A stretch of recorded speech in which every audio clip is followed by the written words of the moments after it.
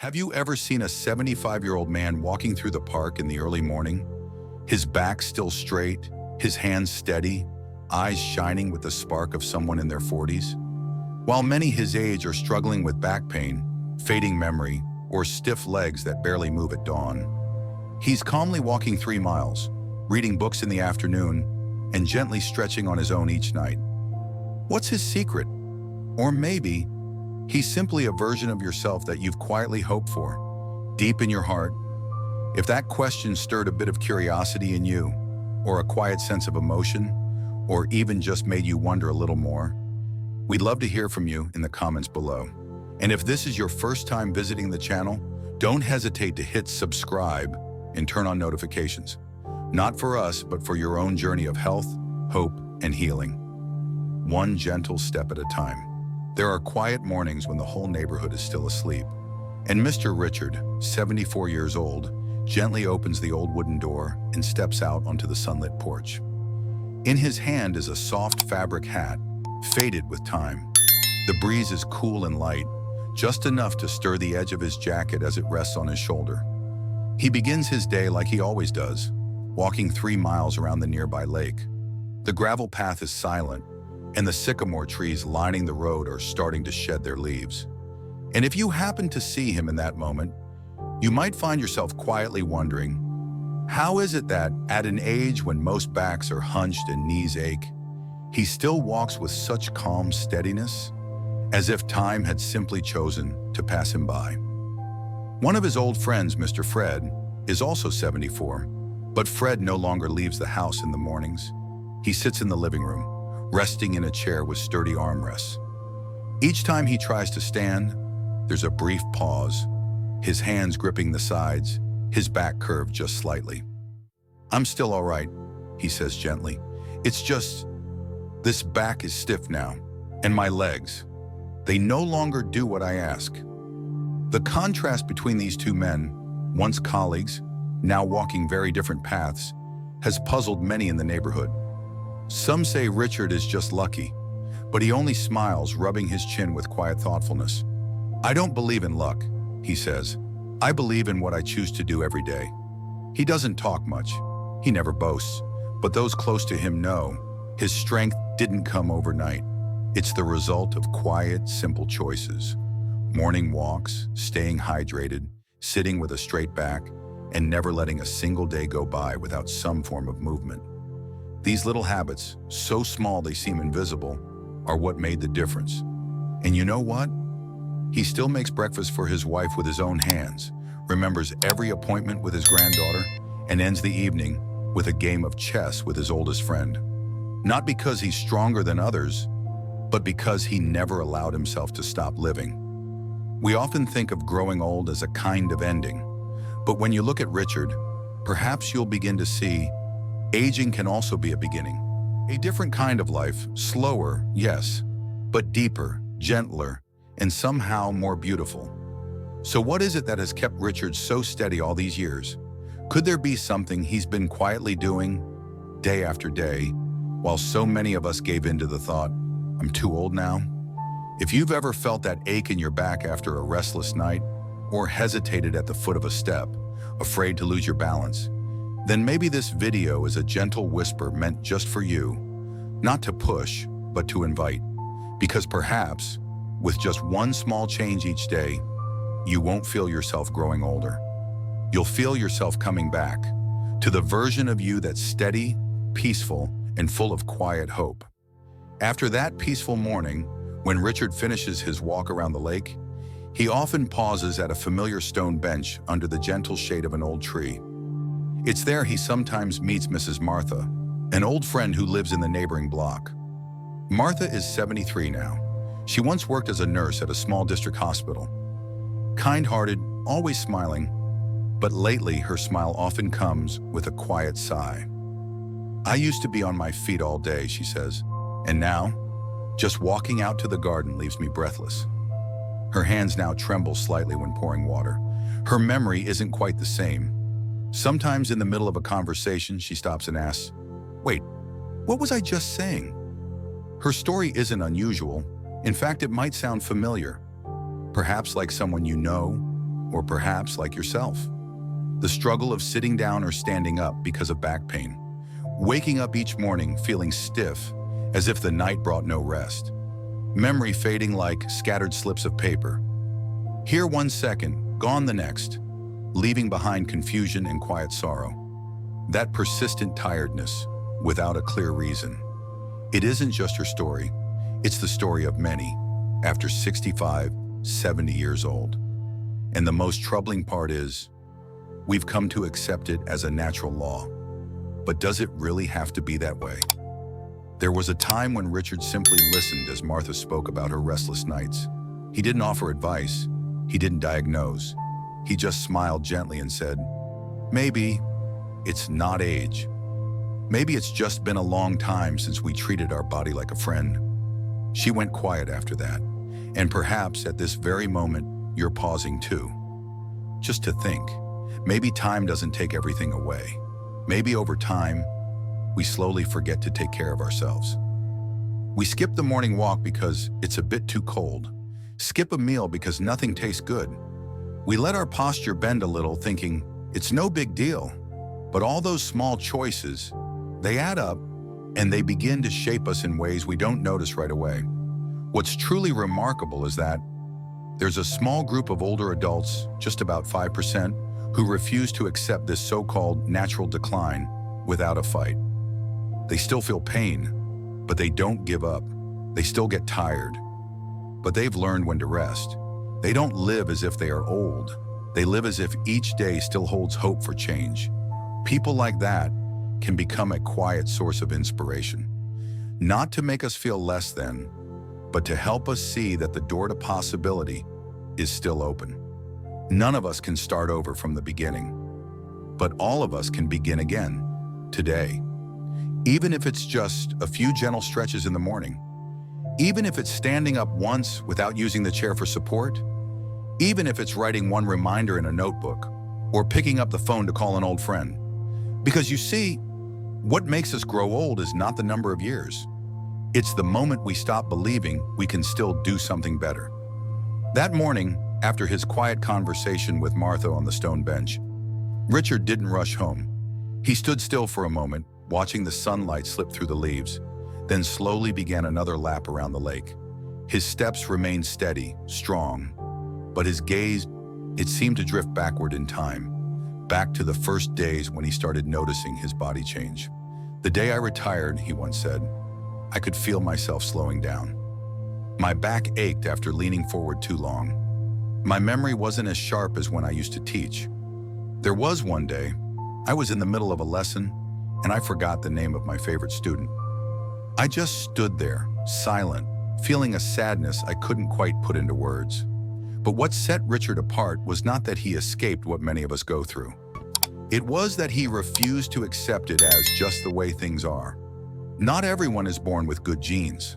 Richard never took expensive supplements. He didn't have a personal trainer. All he had was a quiet but firm choice to not let his body quietly wither from neglect. He started simply. Each morning, he rolled his shoulders 10 times in front of the mirror. Each afternoon, he walked for 15 minutes around the backyard. Each evening, he placed a small notebook by his bedside and wrote down 3 things he was grateful for that day. No complex plans, no 30-day transformations. Just a 70-year-old man deciding to listen to his body, gently and with care. "I realized my body doesn't ask for much," he said. "It's like a little potted plant by the window. It doesn't need to be flooded. It just needs not to be forgotten." That thought touched his granddaughter Lily, who was only 9 at the time. She began joining him in what they called their watering from the inside ritual. 5 minutes of quiet, deep breathing, listening to what their bodies were trying to say. One of Richard's old friends, Mr. Arnold, once said, "I thought I was aging because of time. Turns out I was aging because I let myself drift for too long." Maybe that's something many of us have felt, but never quite dared to say out loud. Yes, sometimes we hesitate to begin again because we think it's too late. But as Richard once put it, no one can turn back the clock, but anyone can reset the hands of their life to live by their own rhythm. And the beautiful truth is, it's never too late to choose again. Whether you're in your 60s, 70s, or even 80s, you can still start with one small change. You don't have to swim a lap around the lake. Just take one extra step on the stairs. You don't have to remember the whole book. Just count how many times you smiled today. Accepting aging doesn't mean giving in. It means beginning to look at yourself with kinder eyes. And from there, choosing to live with intention and with hope. And if this moment stirred something in you, a reflection of your own story or someone you love, please share it in the comments below. We're here to listen, because every story has the power to lift someone else, just when they need it most. Richard's house sits quietly at the end of a small street, its brick walls aged and softened by moss, its wooden windows opening out to a modest garden with a few rows of green vegetables. Each of his days begins not with an alarm clock, but with the soft chirping of sparrows outside his porch. He doesn't follow a strict schedule. He doesn't count his steps. He doesn't use any health tracking app. But he has a rhythm, gentle, steady, like a quiet song he's been composing for himself over the years. 1. Maintaining flexibility through the smallest movements. Every morning before the sun hits the house, Richard steps onto the porch and stretches his arms with a deep breath. He rolls his neck, shoulders, and knees, slowly, mindfully. The body is like an instrument, he says. If we don't tune it daily, it falls out of rhythm. He doesn't do heavy workouts. He simply moves, consistently, a few stretches for his spine, hips, heels, and he rarely feels the old man's back that his peers often complain about. 2. Keeping the mind sharp by keeping it open. On the breakfast table, there's always a book Richard is halfway through. Some days it's a novel, other days a simple science magazine. After breakfast, he plays a few quiet rounds of chess, just by himself, a habit from his teaching days. The brain needs exercise too, he says. He avoids falling into repetition. Each day he seeks out something new to think about. A question from his granddaughter, a forgotten poem, a new recipe. 3. Caring for his joints by eating and drinking wisely. His meals are simple: a bowl of warm oatmeal, a slice of steamed fish, a few slices of avocado, and a cup of warm water. He's not extreme with diets, nor indulgent with old cravings. He eats not because of his age, but because he wants to keep walking, to bend without pain, to carry a tray without fearing it'll slip from his hands. The body gives back what we invest in it, he says. What you feed it, that's what it returns to you. 4. Maintaining reflexes through conscious movement. In the afternoons, Richard often plays catch with Lily, his granddaughter who visits after school. No fancy routines. He throws, she catches, then they switch. Some days he balances on one foot while brushing his teeth. Other days he steps up and down the porch 10 times in a row. As long as I can still react quickly, he says, I still have my freedom. He believes agility doesn't arrive by chance. It's built by choosing to move, to lift your foot, to drop the ball, and to trust that you'll catch it. 5. Keeping his back strong by standing tall, both literally and figuratively. Richard never leans back fully in a chair. He lets his spine hold itself. He places a small towel on the chair's backrest, a gentle reminder to sit upright. But more than posture, he says, standing tall is how we show we're still engaged with life. When he walks, he doesn't look down at his feet. He looks straight ahead, no matter what lies ahead. Each of these habits, small as they may seem, are like drops of water feeding a plant day after day, quietly shaping the difference that others now find unbelievable at 74. There's no magic secret here, only a man who chose to care for himself as one would care for a dear friend, every day, without missing a single one. And if these images reminded you of yourself or someone you love, we invite you to share just one small habit you'd like to begin today, because who knows, one small act might be all it takes to help your body smile again. Evening falls. In a room bathed in golden light, Richard sits by the window, holding a steaming cup of ginger tea. Outside, the garden is quiet now. Leaves sway gently in the fading sun. Lily has just returned, waving at him from the gate. He smiles, nods softly, and his eyes still shine with the light of a man in his 40s. We began this story with a question. Have you ever seen a 75-year-old man walking in the morning? Back straight, hands steady, eyes as bright as when he was 40? Now perhaps you found your answer. It wasn't magic. It wasn't out of reach. It was a journey, from acceptance to intention to living with purpose. Richard doesn't live to be young again. He lives not to lose himself in the ticking numbers of time. And that, any of us can begin if we dare to believe that aging is not the end of the story, but a quieter season with a light all its own. When we're young, we assume health is a given. But one day we come to realize each deep breath, each time we rise without leaning on the chair, each morning we wake and still remember last night's dream, they're all gifts. And these gifts, they don't appear by chance. They're nurtured with quiet care, a little patience, a deeper understanding of ourselves, and a daily act of self-kindness. You may be living with family or living alone. You may still feel strong or learning to walk beside small aches. But whatever your path, one truth remains. Aging is not measured in years, but in how we choose to move through our days. If today you walk a gentle lap around your yard, even slowly, if today you choose to stretch rather than sit still, if today you call an old friend just to ask how they're doing, then today is different from yesterday, and tomorrow might just be a little brighter. Richard's journey doesn't end with this video. He still walks each morning, still talks to the trees in his garden, still plays chess with his granddaughter, still cooks for himself, and still writes down every night the things he's grateful for. But the greatest thing he leaves behind isn't just a remarkable state of health. It's a quiet belief that anyone at any age can still choose to live beautifully. And if you've stayed with us until this moment, we invite you to take just one quiet minute and ask yourself, what gentle thing will I begin with tomorrow? Maybe it's a step without shaking. Maybe it's a breakfast without rush. Or maybe just placing your hand over your heart and listening as it continues to beat steadily, faithfully. Thank you for being here until the end of this journey. If any small part of this story made you pause or smile quietly to yourself, please leave a message below. We're here to listen. And so are the many kindred souls who are walking this path alongside you. And if you believe this story might help a friend, a loved one, or even your own children or grandchildren, please consider sharing it with them, because one quiet story on an unexpected day might just plant a very big seed of hope.